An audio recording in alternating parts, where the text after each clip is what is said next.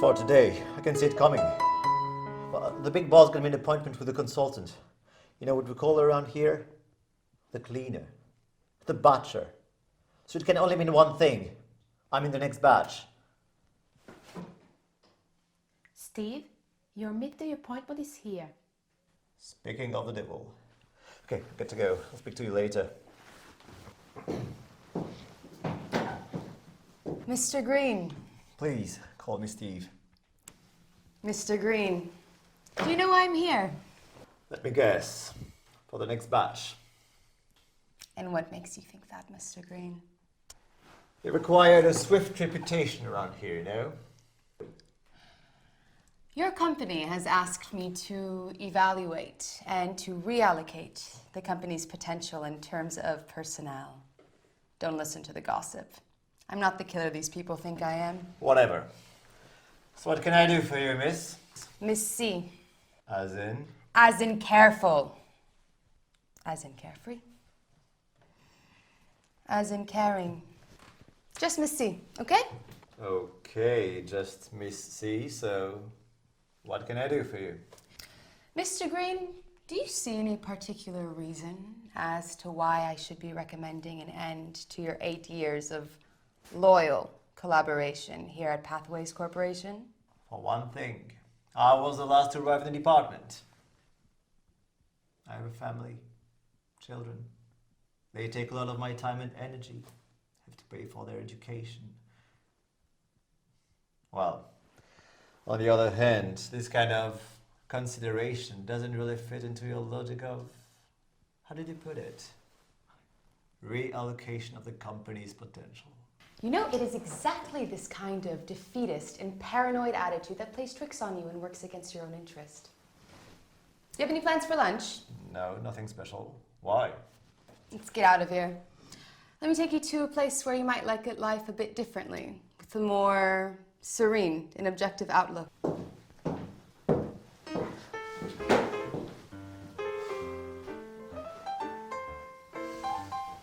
MissC, what a surprise! Oh, it's been a long time. Yes, it has. Good to see you.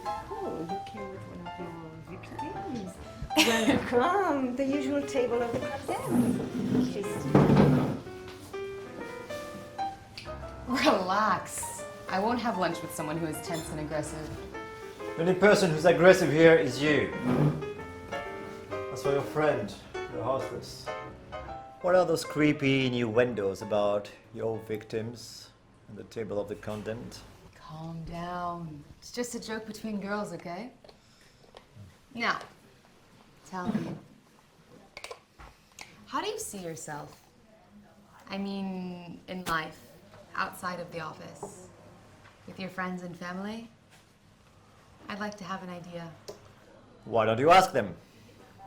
I'm asking you. So please stop with this aggressive adolescent act, or I'll drop you here and I'll really get you fired.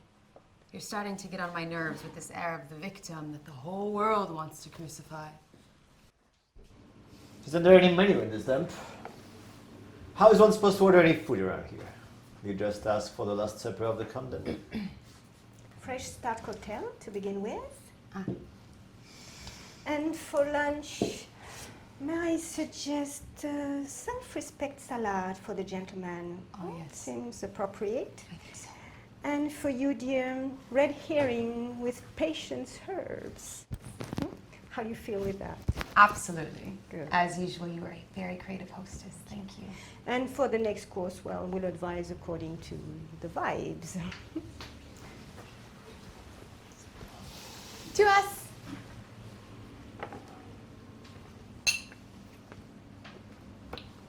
Tell me something funny about yourself. Something funny.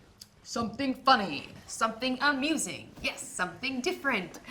Something to take away this gloomy work atmosphere that you're carrying around with you. Something about your childhood. Something foolish that you did when you were young. What's in that cocktail? Noble powder and arsenic? Or just vitriol and red mountain? Stop it. I'm really getting tired of this. Play another tune. Story from my youth. Well, there was this time when my mother, whom I loved, and who loved me dearly, was preparing a very large party. She had arranged for my brothers and I to have an early dinner. While she was in a last-minute rush before the guests were to arrive, I came down in my pajamas and was tugging at her evening dress to ask her to come and hug me good night. She was so stressed that she pushed me away, saying that she didn't have time. Her reaction shocked me and hurt me so much that I went back upstairs without a word and sneaked underneath a very large old Norman armoire. I can still remember the layers of dust I lived with for 24 hours. I stayed in that cupboard all night and all the following day with my thumb in my mouth. Of course, everybody was looking for me.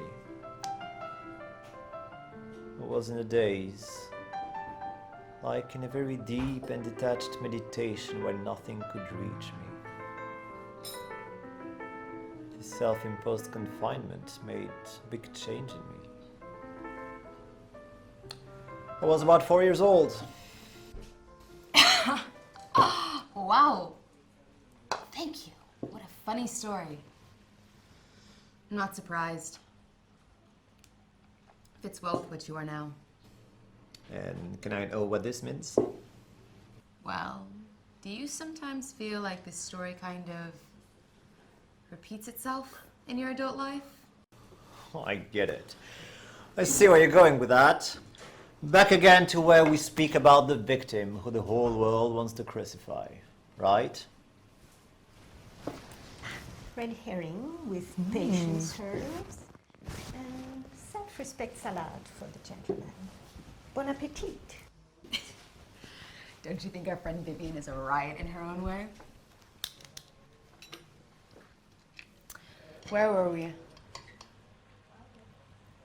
Oh, yes. Who are you? Who am I? That's right.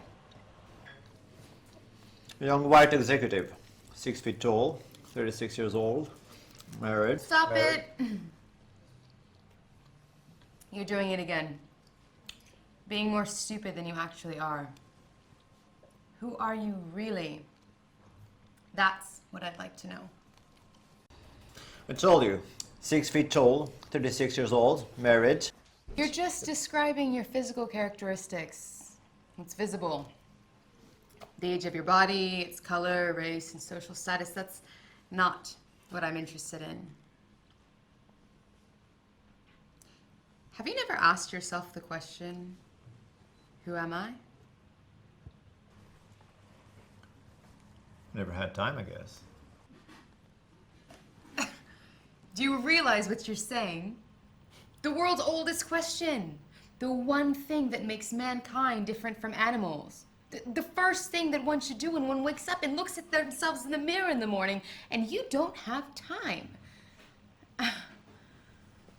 So, of course, I suppose that you've never wondered what you are doing on this earth and what the meaning of all this is, have you? Of all what? Life. Your family, your job, your house, your car, and with them, your worries and your joys.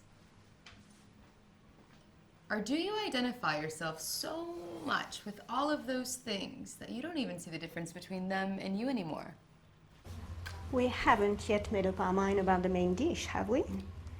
So in the meantime, I suggest a little brandy, very nice, made of salt consciousness, and a little drop of lucidity serum.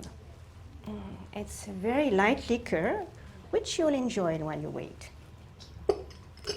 Tibetan sadhus usually recommend it for its meditative qualities. Drink. You'll need it. What do you want from me exactly? You are here to fire me. Sorry, to evaluate me. In order to decide at which sauce you're going to serve me, raw or cooked, according to your taste. And here we are talking philosophy and stuff. You're really slow, aren't you? Don't you know who I am? And why we are here together? Do you want to go on battling against the storm? Don't you want to wake up to yourself? To get out of your own limitations? It won't hurt, huh? Quite the opposite. So, what you're trying to tell me, if I've got it right, is that it wouldn't hurt to stop wearing blinkers, to step back and see the forest behind the trees. That's about right. Sure. Like that your task will become easier when it comes to giving me the bad news. Very convenient. I've not yet decided anything as far as you're concerned. That's entirely up to you. As a matter of fact, the less attached you are about it, the better. So what are you saying? That I'm not Steve Green? That I'm not 36? That I'm not a young white executive? That's right. Surprise? You are none of those things. Stop thinking that this is what you are. That's the first step. Get out of this jail that you've locked yourself in. Okay. But so then, who am I? The one who makes it all work. Like a driver in his car, if you like. Does it have a name? Energy. Pure energy. So you and I, that's what we are. Pure energy. That's right. Call it a soul or point of light. Same thing. A tiny point of light to drive this big body and this complicated brain. Why not? Interesting viewpoint. Then what? Don't you see? It changes everything. You are a soul. You have a body. You are not white or black, male or female, tall, young, or rich. Energy is eternal. It never dies. So, next step, if I follow you, I'm immortal. That's what you're implying, aren't you? Of course you're immortal. We all are. That's why you don't have to fear dying anymore. Nor do you have to fear losing your petty job. Every one of us, at one point or another, will shed this bodily envelope, whether it is through old age, disease, or accident. Okay, but again, then what? Then we take another one. Another what? Another one of these delicious cocktails. Another body, of course. Wait a minute, are you into all this business of reincarnation and rebirth? I am not into anything. We are energy. This energy lives in the body for a while, has its fun, pain, and all of those things, and then leaves this body and moves on to take another one. Okay, but again, what's the point? Exactly my question to you. What do you think the point is? Have you never asked yourself this question? Fricassee of soul in a Renaissance sauce served on a bed of immortality. Thank you. Can I take this? Worth savoring it in silence while demystifying preconceived notions. Oh, poor Mr. 36-year-old, 6 feet tall white executive. You're completely lost, aren't you? Do you play this game with all your victims? No. Only the ones who are with it. And what makes you think that I am? Your illusions. It's 2 o'clock. Your boss is waiting for me. I gotta go. Thank you.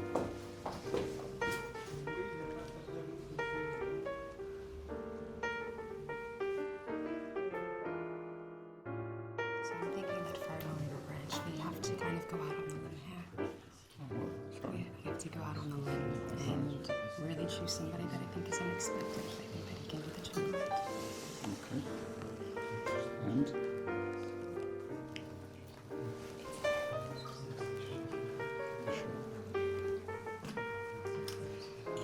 So, Mr. 6 feet tall waiting to be laid off. Still employed? Surprise. Have you thought about our little conversation the other day? You seem quite intimate with our big boss. Is he also immortal, disembodied, pure energy? That's good. I see that you recall something of what we talked about earlier. And that, as usual, you still misunderstand everything. Good. It'll make my decision a little bit easier. And you continue to speak in riddles. That's true. I do like to cover my tracks, have you noticed? A little, yes. Besides, you didn't tell me everything, did you? If what you said is true, there's got to be something else. It cannot end there, I mean. There's got to be some sort of higher entity who makes sense of everything. Right? Not bad. Not bad at all, huh? You're making progress. How do you feel if we just leave everyone? Just go. I mean, just go without taking leave? Just quit together in front of everyone? Do you have a car? Yes, down below in the car park. All right. Meet me in front of the building in 5 minutes. No, but Please, just do as I say.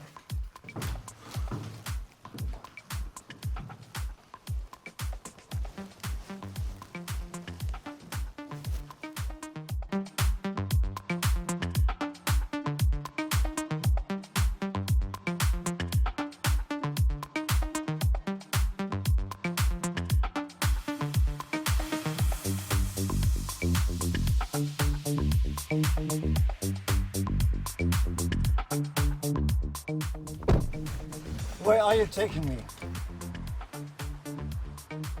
You'll see. Another one of those strange places, I bet. Yep, and you ain't seen nothing yet, mister. Now shut up and let me concentrate so that I can signal to them through the power of my thoughts that we'll be arriving soon. I said lie down! Hi.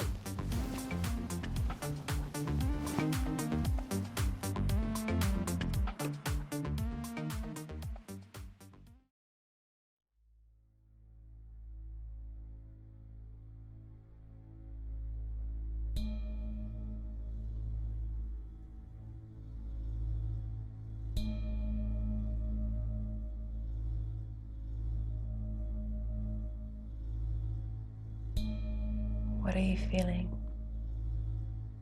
very light. A lot of light. And warmth.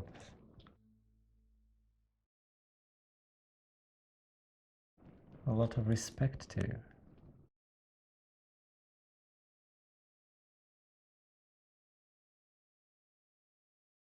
And love.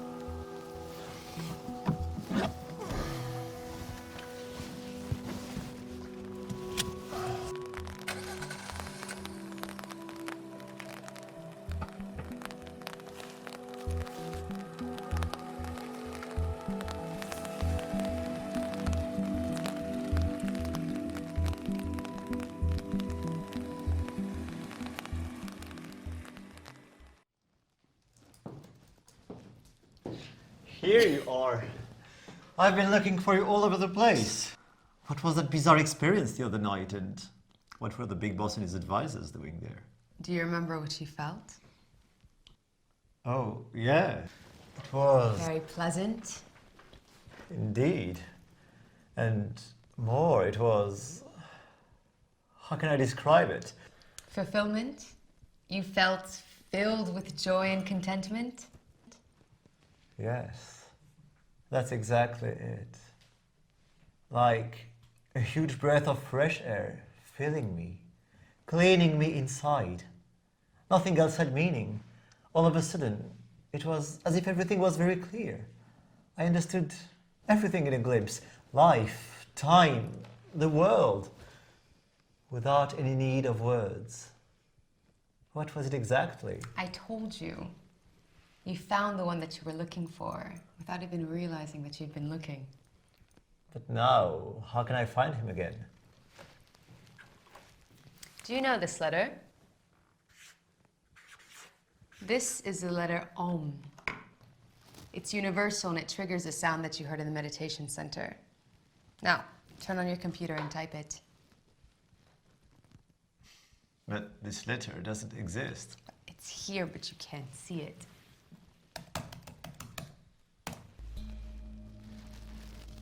Close your eyes.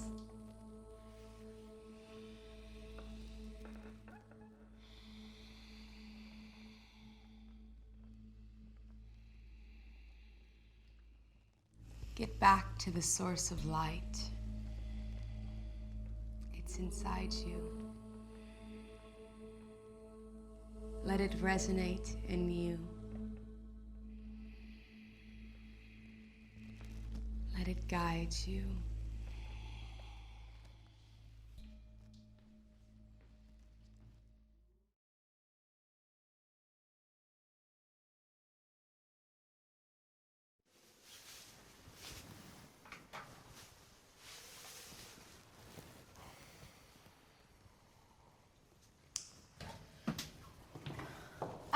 Green. Yeah. Listen, the management has decided to extend your current contract. You may be expecting a promotion in the next few weeks. I want to leave that warmth again. That light, that love. Nothing else interests me anymore. Are you out of your mind? You have a family. Children that take up lots of your time and energy. You have to pay for their education.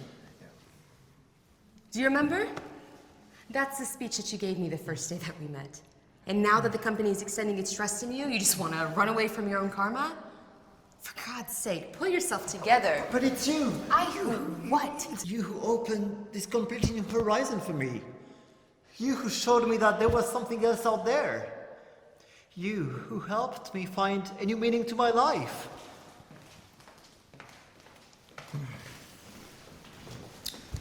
And that's how you thank me? Huh?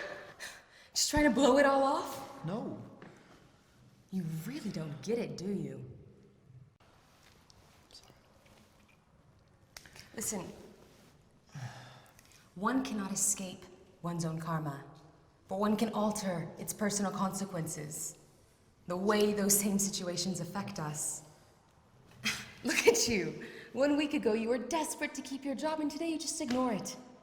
Try to reconcile those two realities. That's what life is all about, my dear. No, wait. Listen, we're gonna attract attention. Tonight, meet me at the conference room, 10 p.m., not before.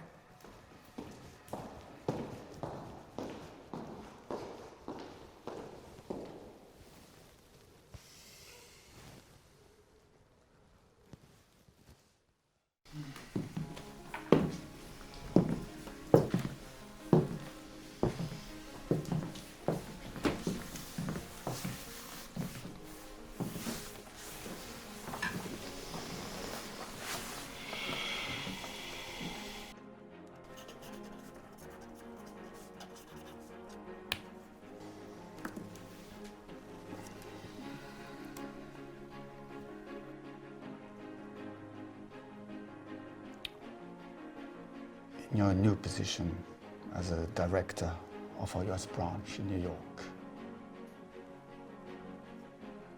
your main objective will be to give hope to those who have lost all hope, to bring peace to souls, and to give light in the midst of the chaos which will precede the Great Enlightenment. The world is going through a critical yet pivotal time. A renewal, a revelation, an unveiling. It is our duty to make plans for this transition.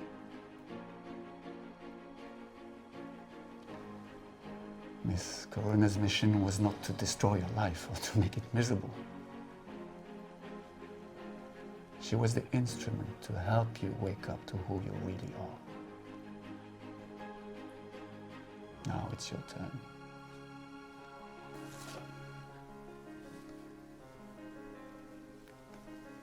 Always remain aware of yourself as pure energy. Keep your mind focused towards the source of the light. And open the eyes of those who crave to have a glimpse at the source and to see themselves for who they really are.